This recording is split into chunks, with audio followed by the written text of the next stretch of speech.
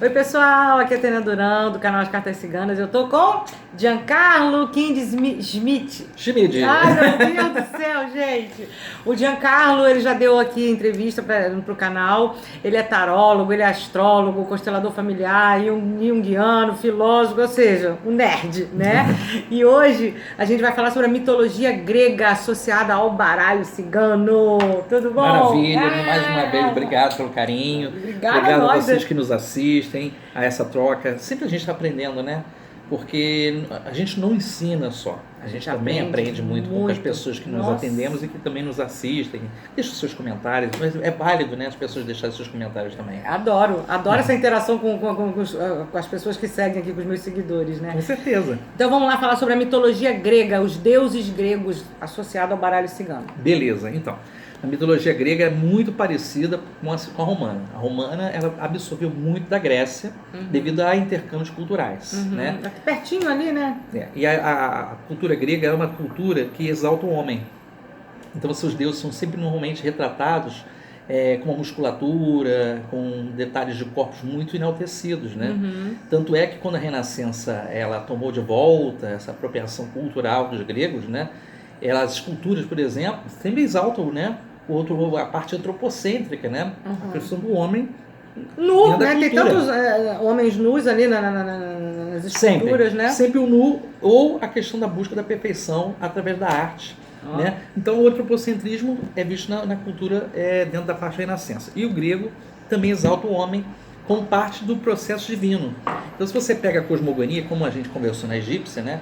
Existe uma questão de origem do universo. Né? A cosmogonia, por exemplo, existem várias narrativas cosmogônicas. A mais conhecida é de Hesíodo, que foi um importante escritor, narrador grego, que retrata exatamente o começo do universo, né? E tem o mito órfico, que é um mito que surge o universo de uma serpente através de um ovo. Né? Então uma serpente enrola-se num ovo, né? E surgem todos os deuses a partir daí. Na narrativa de Hesíodo, que eu gosto muito, você tem um caos, que é uma divindade primordial, e esse caos representa o nada. Né? E desse caos, através de uma força de uma divindade chamada Eros, que é associado ao amor, na cultura romana está associado ao Cupido, né? Ele integra duas divindades que surgem desse caos, que é Gaia, que representa a terra, e Uranós, que representa o céu. Você vai ver constantemente, assim como as culturas egípcias, a cultura sumeriana, sempre as figuras elas se relacionam mesmo tendo um grau de parentesco, sendo irmãos, né? Eles casam, se unem e têm os filhos a partir daí. E aí é interessante porque Gaia e Uranós geram todos os deuses chamados titãs. Os titãs são divindades poderosas que representam o tempo, representam o espaço, representam manifestações da natureza, né? Que vão ordenar os deuses menores. Na verdade, os deuses importantes na cultura grega que ganham status principalmente templário. Por que templário? Porque todos os templos normalmente destinados a esses deuses, como Zeus, como Cronos, né? Como o Hades nem tanto, né? Mas Hermes, Afrodite e tal, faz parte exatamente dessa manifestação que representa os caracteres humanos. Né? Enquanto que os titãs representam o tempo, o espaço, as forças cataclísmicas da natureza, né? As manifestações do universo e na natureza, os deuses que vêm depois dos titãs representam as características mais humanizadas. Então vamos falar um pouquinho, né? Desses deuses mais humanizados, que eu acho que tem mais a ver com baralho cigano, então, né? Nós temos aí o deus Hermes, que é um deus que é o mensageiro dos deuses, né? Normalmente ele tem uma asinha nos pés, ele traz as notícias, ele intercambia, ele avisa, ele tem acesso a qualquer reino, porque ele tem permissão, né, como cavaleiro, de acessar e chegar em qualquer lugar que ele queira. Hermes está associado ao cavaleiro, Hermes está associado ao cavaleiro, né? Aí nós temos as divindades, vamos dizer assim, quitônicas, que é aquelas divindades que representam tanto as forças da terra, o subterrâneo, como a noite, a escuridão. Você tem Cronos, como o deus do tempo. Então, peraí. Cronos é associado à foice nesse ponto, porque... Quem? A foice. Quem? Cronos, o senhor do tempo. Ele corta, né? Ele castra o pai dele, que é Uranós, devido a Uranós ficar sempre fecundando Gaia incessantemente. Então, Cronos aqui O deus Cronos. O deus é exatamente representado pela foice. Ele é o deus da agricultura também, tá? Ah, então, ó. Então, tá Tanto é que explicado. o período da Saturnália, que era uma festa que ocorria exatamente no final do ano, que foi depois adaptado ao Natal, eles faziam banquetes com frutas, com sementes, para homenagear Tinha Saturno. que, né, cortar para poder... Que é associado a Saturno na mitologia romana. Entendeu? Aí você tem Hades, que é uma divindade do reino dos mortos, que é o que a gente pode ver o caixão. O caixão. Nessa relação. Hades, né? Que é a dos mortos. Reino dos mortos. Hades normalmente não tem tempo na mitologia grega, assim como na romana, que é o Plutão. Por quê? Porque ele é uma divindade sombria. Ele é a única divindade que dentro dos irmãos, né, Zeus, Poseidon, né, não foi para o Olimpo. São 12 divindades que fazem parte do Olimpo. O Monte Olimpo, que é uma das montanhas mais altas que tem na Grécia. Esses deuses, eles regulam toda a cultura e a sociedade, eles que dão origem aos heróis, porque eles se relacionam com mortais, né? E esses heróis são semideuses. Então, os heróis, na verdade, são manifestações parte humana e parte divina. E esses 12 divindades, na verdade, são manifestações da vontade humana. Bacana isso. Então você tem, por exemplo, Hades como uma divindade que ela é homenageada às vezes na entrada de cavernas, em lugares que tem sepulcros, lugares onde as pessoas morreram. Eles botam flores, porque eles temem Hades. Quem que não teme a morte, né, gente? É o simbólico, né? Aí temos Zeus, que é uma divindade que é representada é o Júpiter romano, né? É uma divindade que vence o próprio pai, que é Cronos, encerra ele no Tártaro, que é a região... como seria o inferno, né, para a Igreja Católica, o cristianismo, né? E o Zeus, ele tem uma força solar. Ele tem uma energia de solar muito poderosa. Então podemos associar ao Sol? Poderia associar ao Sol. Então né? Zeus, né, com essa energia toda solar. Porque às vezes o Zeus pode ter uma coisa de expansão, de bênção, né? Porque é uma divindade que abençoava, né? Dificilmente ele amaldiçoava, dificilmente. E o trevo também pode ter associação com Zeus. O trevo? É. Ó, a maldição, ó. Na verdade, a sorte e a expansão, né? Ele, na verdade, ele traz a oportunidade de pessoas crescerem. Bacana. Entendeu? Então podemos ter duas cartas para os Zeus, né? Poderia ter duas relações aí. Tanto o Sol quanto o trevo. Como energia. Porque tem uma divindade solar chamada Hélios. Sim. Tem uma divindade solar que é o Apolo. Apolo também é ligado ao Sol. Mas assim, o Zeus é a luz mais magnífica que você tem no mundo. Mais suprema, né? Mais suprema. Porque ele é uma divindade que ele expande, ele traz vida, ele cria.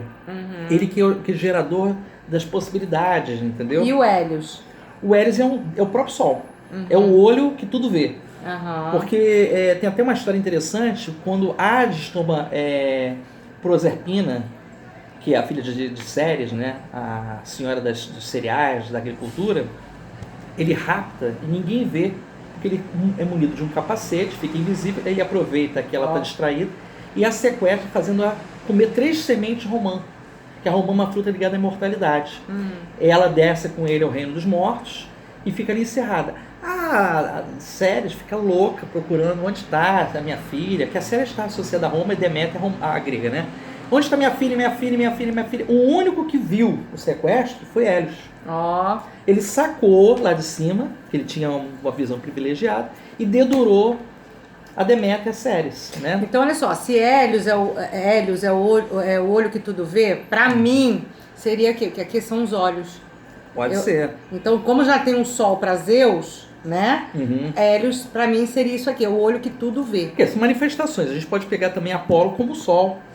Pode fazer uma correlação, mas eu vejo também muito o aspecto de Zeus no Sol, que é a totalidade, ele é centralizador, é um deus que é magnífico, ele representa a plena luz, entendeu? Então Zeus está bem ligado ao Sol. Tem ligação nessa manifestação. Aí no caso do Hélios eu dou os pássaros para ele. E o Apolo, que também tem uma coisa do solar. O Apolo, na verdade, é uma divindade solar, mas não é o Sol. Ele é uma divindade da música, da poesia, ele tem as musas, né? Da arte. Pode associação com o jardim, né? Para mim a arte está nas flores. Nas flores, no ramalhete, né? No ramalhete, isso. Então, a questão da manifestação criativa do homem, né? Tem muito disso. Aí nós temos também a deusa Juno, que é a deusa Hera grega, né? Que é a esposa de Zeus, que está ligada às alianças, que é a deusa que promove os casamentos, que protege as esposas. Então, aliança. Para Juno, para Que a deusa Hera, Juno. que a Hera, né, a grega, né? Porque a gente faz sempre esse casadinho. Uhum. É romano, grego, romano, porque eles têm correlação, né? Então a Hera é a esposa de Zeus, tem essa correspondência aí. Do casamento, do né? casamento, Das né? alianças. O que mais que nós temos aí? E aí a gente tem também a deusa Artemis, que é a lua, que é a Artemis. Diana caçadora, na mitologia romana, que é associada à lua. Então a lua, por quê? Porque a lua... Ela é a sensibilidade, ela é a espiritualidade, ela representa a intuição, ela é uma deusa que ela promove ela representa a sensibilidade da alma. Sensibilidade da alma, que bonito, hein? É, muito forte isso, né? O que mais que nós temos?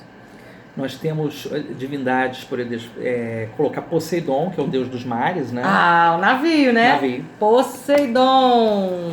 Poseidon tem muito a ver com o navio. O Poseidon é irmão de Hades e irmão de Zeus. Uhum. Eles foram engolidos, o Hades, né, e o Poseidon foram engolidos pelo Cronos, porque quando o Cronos castra o pai, que é Uranós, ele sofre uma espécie de maldição, né, das fúrias, que eram divindades que castigavam por fratricídio, né, que seria também destronado por um filho. Nossa. Então, por medo de passar por essa questão do destronado, né, ele passa a devorar os filhos, a engolir os filhos.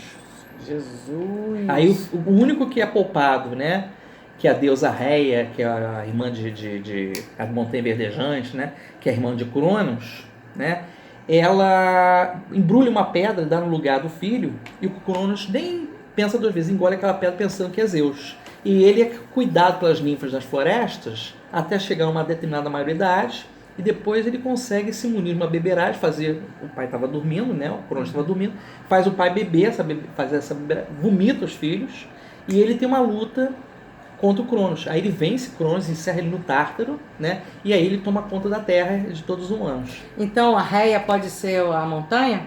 Pode ser a montanha. A montanha é Reia. A deusa da montanha. Porque ela representa, na verdade, o imutável, né? Aquilo que permanece, né? Para destruir uma montanha, misericórdia também, né? Com certeza, com certeza. Você falou de um deus aí que eu já até esqueci. Ah, bom, vamos prosseguir então. Ares é um deus da guerra. Ares? A-R-E-S, não confundir com Áries, que é o signo que representa o carneiro, né? Apesar de ter uma associação de Marte com Áries, né, que é o carneiro, isso que é a raça ariana, o que é deus do carneiro. da guerra. Exatamente. Porque Áries, na verdade, assim como Afrodite é uma deusa do amor, né? Áries é uma divindade que ela é uma divindade que ela é muito bélica. Então ele está sempre pronto para o confronto, né? Ele é conquistador, né?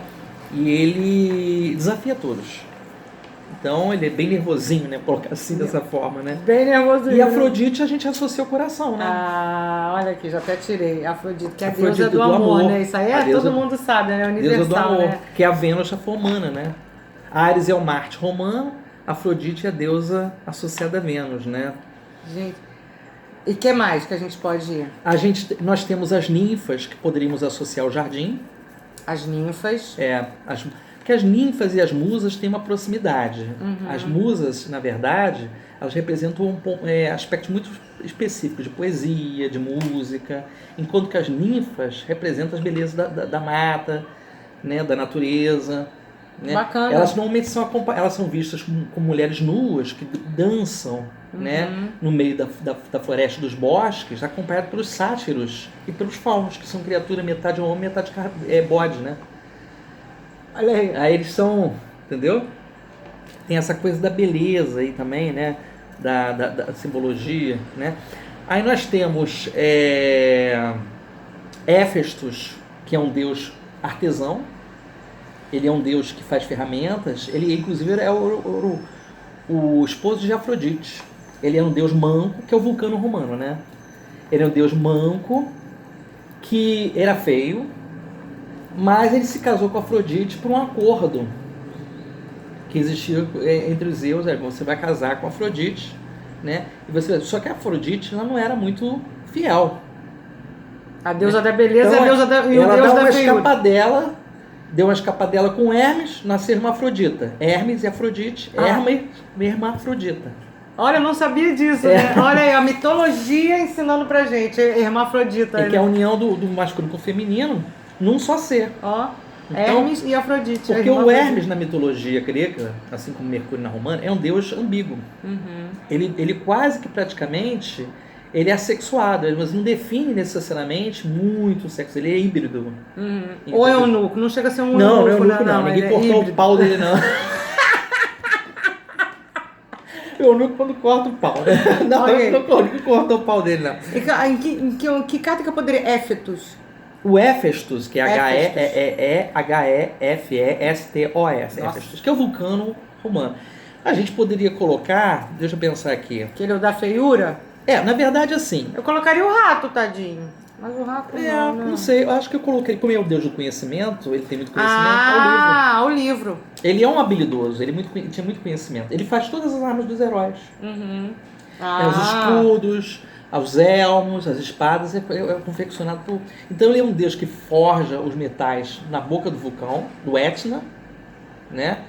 Ele vive ali, e tem uma coisa muito interessante. Quando Afrodite deu uma escapadela com Ares, ele esperou os dois estarem ali numa transa e ele monta em cima do local onde eles iam ter a transa uma malha muito fininha, com uma espécie de uma rede. Pra pegar, né? Pegou os dois assim. Olha isso, gente. Pegou os dois assim. Aí tem umas coisas bem interessantes. Aí nós temos... Porque o lado, vamos dizer assim, pueril de Hermes também às vezes pode ser visto na criança. Né? Porque de a uma ingenuidade, né?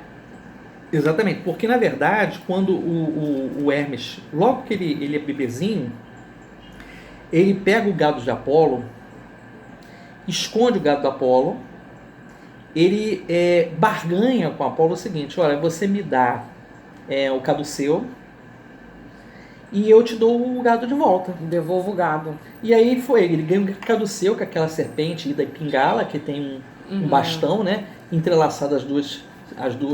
E esse caduceu, ele tem um dom de até ressuscitar os mortos. Porque ele é um deus psicopompo. A palavra psicopompo quer dizer guiador de almas.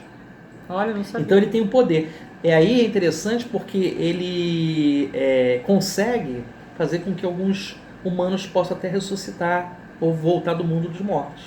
Jesus Cristo, né? Olha aí. Simbólico. Até agora, só ele que ressuscitou, né? É muito simbólico. Então você vê que o planejamento, o pensamento deles é muito em cima do comportamento, da natureza, né? Às vezes da natureza humana, né? Da natureza humana. Esses dizer. deuses, assim, que têm essas características mais humanizadas. Porque enquanto que as divindades titânicas eram forças brutais, mais antigas da natureza, né? Esses deuses que vinham lá na escalada mais próxima do homem tinham a ver com sentimentos, pensamentos e desejos humanos. Por isso que os deuses, em alguns pontos, eles eram amorais, né? Eles tinham raiva, eles eram irascíveis, eles se vingavam, né? Toda coisa, o nosso ego humano, né, gente? Olha aí, ó. Exatamente. Aí você tem uma divindade também que é ligada à loucura, ao desprendimento, que é o deus Dioniso, que é o Baco romano. Ele que bebe. Ele representa a imaginação, ele representa a loucura, ele representa a devassidão, ele representa a questão da liberdade, ele representa a questão da alma livre, né, para fazer o que bem entende, né? É uma coisa bem interessante essa simbologia do Dioniso. Dioniso tem Gostei da nuvem pro Dionísio, hein? É legal, porque o Dioniso, na verdade, ele tem um codinome chamado Iaco. Esse nome Iaco quer dizer nascido duas vezes. Por quê? Porque quando o deus Zeus fecundou uma mortal chamada Semele, a deusa Hera, que é a esposa de Zeus, não podia castigar o marido, né? Então o que ela fazia? Ela castigava sempre as mulheres que ele se relacionava. Até hoje, né, gente? Nenhuma mulher hoje culpa a infidelidade do marido. A culpa é sempre da outra, nunca do marido. Aí o que aconteceu? Ela se metamorfoseou numa ama e fez com que induzisse a Semele a fazer com que Zeus se manifestasse na sua forma divina. E não podia, porque se um humano visse um deus na sua forma divina, ele morria. Na hora, né? É uma coisa assim. Então o que aconteceu? Ela perturbou as ideias da Semi, a Semi foi perto de Zeus, não, mostra quem você é, mostra a sua totalidade. Tá bom, ele... Quase a Bela e a Fera, né? Ele amava, né? Quando ele se mostrou cheio de raio, cheio de luz, de pomba e circunstância, ela morreu fulminada. Porque ele é o deus do raio, né? Uhum. Aí o que aconteceu? Ele rapidamente pega o filho da barriga dela, que já estava grávida, o Dioniso, e coloca na coxa. Quando vê esse ditado feito nas coxas, tá feito associado. Então a gente pode botar a Semele como que a inocência dela, né? Pode ser. É porque a Semele não chega a ser uma deusa. Ela é uma mortal. Uma humana. É uma humana que, na verdade, se relaciona com várias outras, né? Se relacionam com deuses, né? Por exemplo, o Zeus se relacionou com uma mulher chamada Leda, uma mortal. Outra, né? Dessa Leda teve Deus ovos. É uma coisa louca, né? Que era o Castor e Pólux, que eram os Dióscuros, os gêmeos. Né? Um era mortal, o outro era imortal. Olha isso. Né? Então, na constelação de gêmeos no céu, você tem essas duas estrelas gêmeas, que é Castor e Pólux, que é interessante, porque quando um morreu, o outro pediu para ficar no lugar dele. Então, eles ficam trocando. Um morre, o outro nasce, um morre, o outro nasce. É assim como na constelação. As duas estrelas, como uma aparece, a outra desaparece no céu. Ah, então eu posso botar vai e volta. Vai e volta, vai e volta, vai e volta. Pode ser a cegonha. Enquanto um vai, o outro volta. Quando o outro vai, né? Gostei da cegonha. É muito interessante também essa simbologia do Castor e Pólux. Na verdade, o Castor e Pólux eles seriam divindades menores, né? Que é a representação, o próprio Castor, que é a divindade que representa o divino, né? Enquanto que o Pólux é o mortal. Olha então isso. Eles tinha essa questão do acordo aí, né? Então... temos divindades que estão relacionadas também à questão da casa. Por exemplo, Hestia é uma deusa que é relacionada a cuidar do lar, do Hestia. Hestia com H, que é a Vesta romana, né? Então eles tinham uma chama que mantinham dentro de casa, acesa, para representar que enquanto essa chama estivesse ardendo, a casa estava protegida. Entendeu? E essa chama também tinha uma chama especial olímpica, que era em homenagem aos deuses, por isso os Jogos Olímpicos. Olha a chama a chama tem que ser mantida acesa. Por quê? Porque quando os titãs foram criados, existiam dois titãs famosos chamados Prometeu e Epimeteu. Esses dois titãs, Prometeu significa percepção adiantada. Raposa. E Epimeteu é percepção tardia. Então os dois podemos ser, né? Percepção. Aí, então Prometeu e? Prometeu e Epimeteu. Epimeteu. Aí o que acontece? São titãs.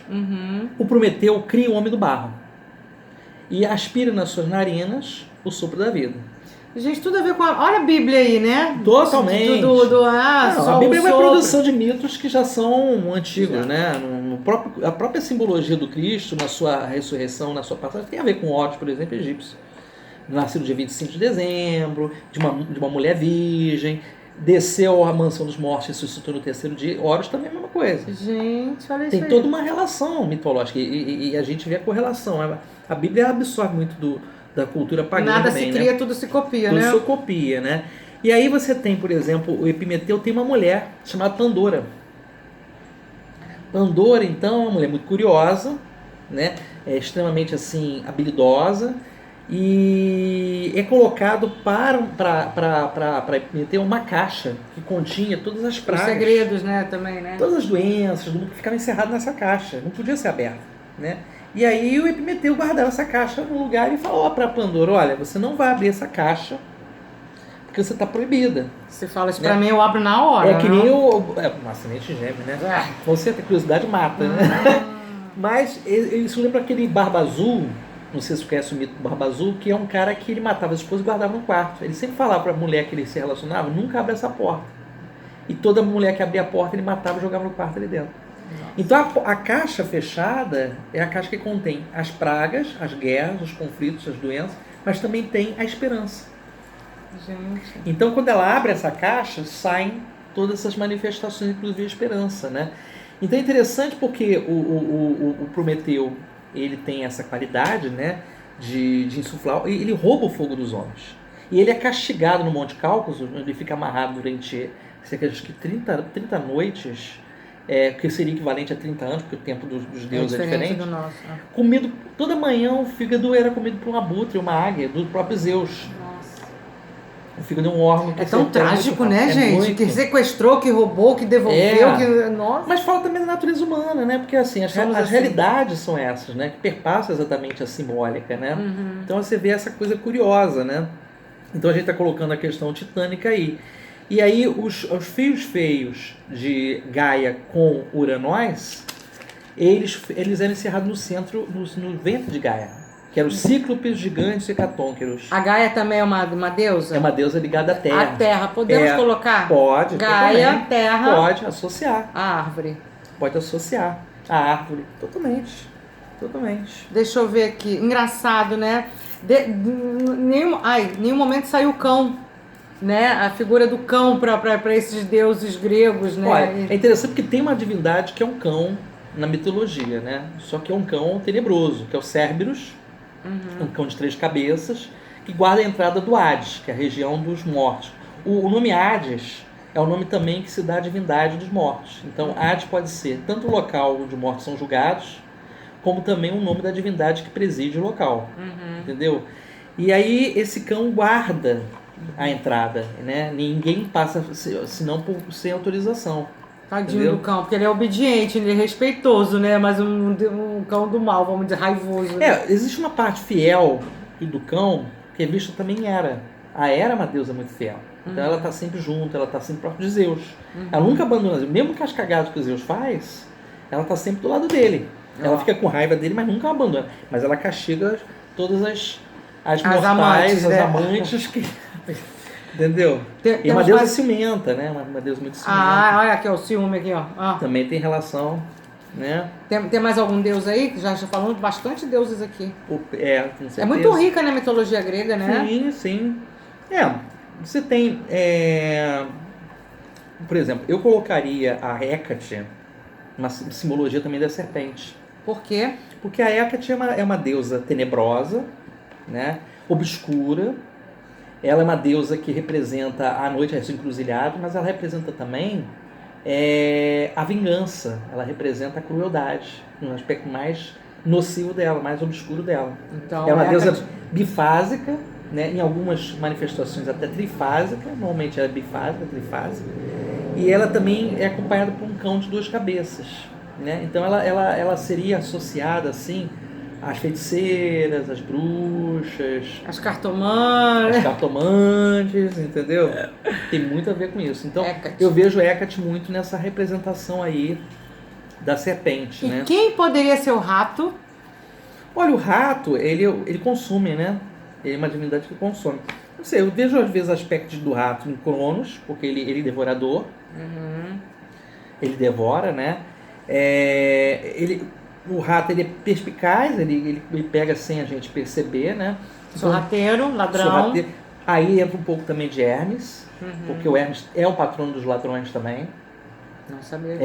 Ele é o patrono dos mensageiros, comerciantes, andarilhos e ladrões. Jesus, olha isso. Ele é patrono de todos. Cara, me deu uma doideira aqui. Será que o Hermes está associado aos ciganos? Porque os ciganos são andarilhos, claro. são considerados ladrões. Sim, claro, porque a efígie de Hermes é a efígie exatamente daqueles que são peregrinos. Então todos os povos nômades, né? Dentro da própria Grécia, os povos que ali transitavam dentro da Grécia... Os povos nômades, né, gente? Sim. Sempre andando aí nos caminhos, né? Exatamente.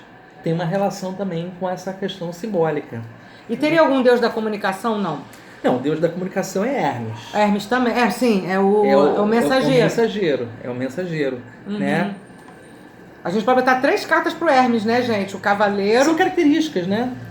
É como eu falei, na representação simbólica você encontra traços de um de outro. Sim, lógico. Se a gente fosse fazer assim uma coisa muito justinha, seria até injusto, porque tem pessoas que vão falar assim, mas eu associo tal coisa a tal carta. Eu vejo isso e aqui. O olhar simbólico é um olhar também empírico, porque é a experiência como símbolo que traduz aquilo que você entende sobre ele. Aí você, como um sonho, né? Você, quanto mais amplia a tua cosmovisão, mais você entende sobre a tua simbologia pessoal. Quanto mais a gente amplia o nosso olhar de conhecimentos, melhor a gente lê o baralho cigano também. Com certeza. Tá? Você tem que estar sempre ampliando, né? O tempo todo. A prática e o conhecimento. Por isso que eu quis fazer essa associação também dos deuses com outras mitologias e não só africana. E teria algum pacificador ou na Tem, a mitologia deusa grega? Íris. Íris. A deusa Íris seria o equivalente ao Hermes. Seria o equivalente a um Hermes, só que a mensageira da deusa Hera. Tá? Enquanto que o Hermes é o mensageiro do deus Zeus. Só que ela vem no arco-íris, né? E ela pacifica. Ela é quase uma divindade que ela tem alada, né? Então ela chega, ela sempre... O que o arco-íris faz? Ele também é essa ponte entre o céu e a terra, e ele aparece depois da tempestade, depois de um tempo chuvoso. Então ela é pacificadora, ela representa... Tanto que a íris é uma florzinha que ela nasce entre a terra molhada e o rio. Olha. Ela está na margem úmida. Ela está entre a terra molhada e o rio. Então o íris aqui com... Íris. Tem mais algum? Que a gente já falou de tanto deus aqui. A gente... Porque senão o tempo aí também, a gente vai... Já, 30 minutos 30 já. minutos. Tá? Então, gente, obrigada por Se a gente falar... Aí a gente vai falar 1 hora. 1 hora, que tem Deus, né? Tem a história pra contar. Mas é só um gostinho, quero mais para o povo também procurar pesquisar, saber, conhecer. Quem né? quiser fazer curso aqui, né? Porque o Giancarlo, esqueci de dizer que ele também é um simbologista maravilhoso. Então, se alguém tiver interesse em aprender a simbologia com ele, né? Eu não posso dizer nada, mas quem sabe a gente não dá uma surpresa pra vocês aí. Deixa rolar aí. Tá bom, gente? Beijo. Até o próximo. Gente, muito obrigado. Valeu. Eu que agradeço aqui, né? Por essa aula aqui incrível. Tá Maravilha. bom? Beijos. Tchau, tchau. Oriente-se.